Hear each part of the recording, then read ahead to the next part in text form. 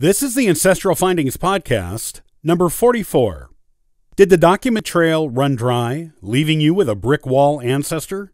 In this episode, I'll talk about some alternative places to look for info that may break that wall down yet.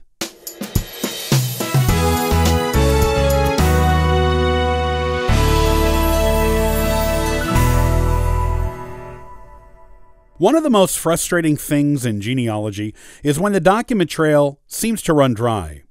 You've looked at everything you think you can possibly find on an ancestor, and it is still not enough to connect them to the generation before them or reveal who their parents were. You are stuck with seemingly no way to take that line of your family tree back any farther into the past. You may be tempted to give up on that line as untraceable, but don't do it. You're probably reluctant to write it off anyway. Genealogists by nature hate an unsolved mystery. The good news is that you still have an excellent chance of solving the mystery. You just have to think outside the box regarding where you look for information. Here are some sources you may not have considered that can yield the answers you seek. Local repositories. Sometimes the documents you need are not online and not in the obvious places in the real world. That doesn't mean they don't exist. You may have to make a road trip to the place or places where your brick wall ancestor lived. A search of the county and town courthouses there, as well as the town hall, the local historical society, the local archives, if there are any, and the public library can all yield documents pertaining to your ancestor that you wouldn't find anywhere else. They are often filed away in dusty bins, cabinets, boxes, and books, and sometimes haven't been looked at in 100 years or more. You can be the first one in your line to discover this information since it was lost so long ago, and use it to break through your brick wall. Federal land records. Back in the late 1800s and early 1900s, the federal government opened up a lot of government land to homesteading.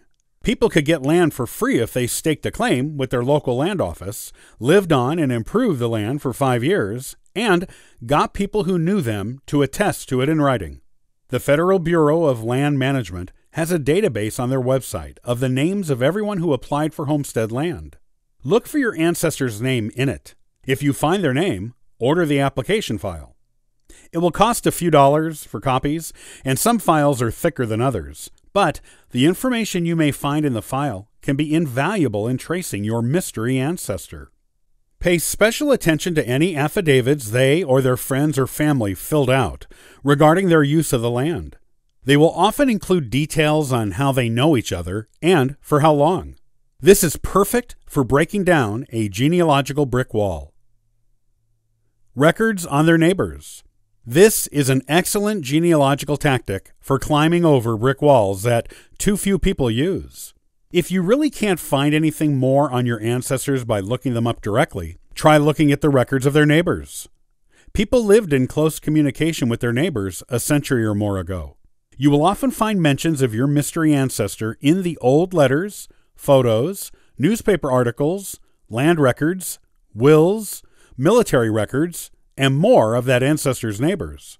To get the names of the neighbors, simply do a census search and dig deeper into the lives of the people who lived on the same street or neighborhood as your ancestor.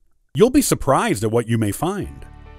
Don't despair of discovering more on your mystery ancestor just because the document trail on them seems to have dried up. It may not be dry at all, just hiding. Be willing to dig more deeply in your search. Be creative and pursue alternative avenues, and you may be very well rewarded with your long-sought genealogical information.